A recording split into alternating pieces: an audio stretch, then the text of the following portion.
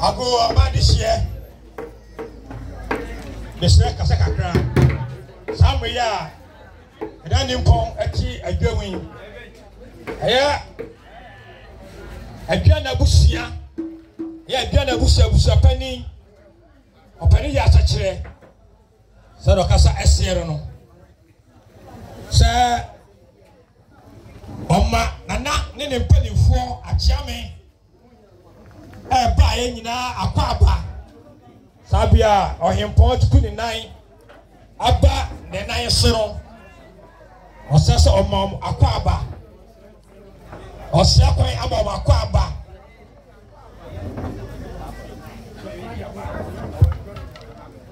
se kwan da ho dia ne nyina e de santin aba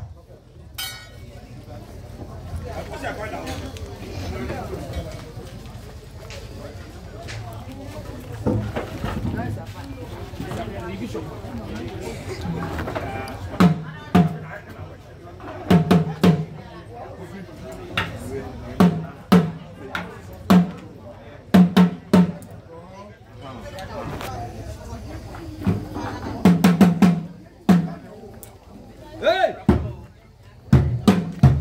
Bravo!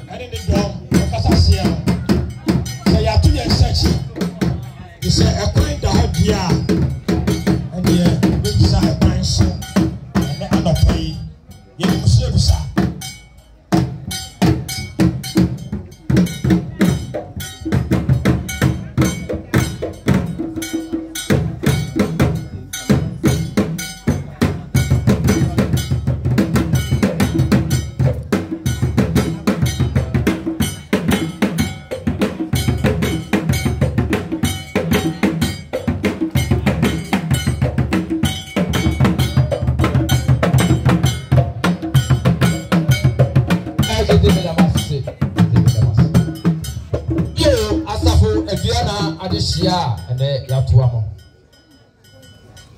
A year Owoahene Kweku a champo. I don't see a duana nipo. And see Wapani Dio. It's yet a woman say. A year Owoahene Kweku a champo. Only a bema precope, Ura Kumudi. I didn't know in Lucy a bruty memo. O Manasuti said. That's the film, a finish yana, and in there. Bra mo share date no na kwakwa champo say eye ma akọ bi kura afisia da de ye nyina e betwa ticket ba akọ ne nyina akọjam abroa akọtwa ne tieti akora ene tino anohimanachi ya ba ha oba Emilia ya yele dofo se abusuya betena se ye ka chi anokwa kwa ya nkase ye nsa ma biem ye se ye san akwa ba because abo preach oba pinkro okọ na chi ento Owoahene champo o se me mane tu na abusuya ye dua na abusuya wa Asafo se oba ya na ya se dofo ye bibia na fish ya na no entene ntra tafo se kumoji kodi bra ye se ni kumoji nyina aba ye ne abusuya ni nyina ye abusuya ba akodi ni nyina ye dibom enti ye ba ya na ye dofo ya ase ye bibia na fish ya na ntina Owoahene champo enya mimi owo Akyem Asafo no ne ba ya ne ye kasese ye no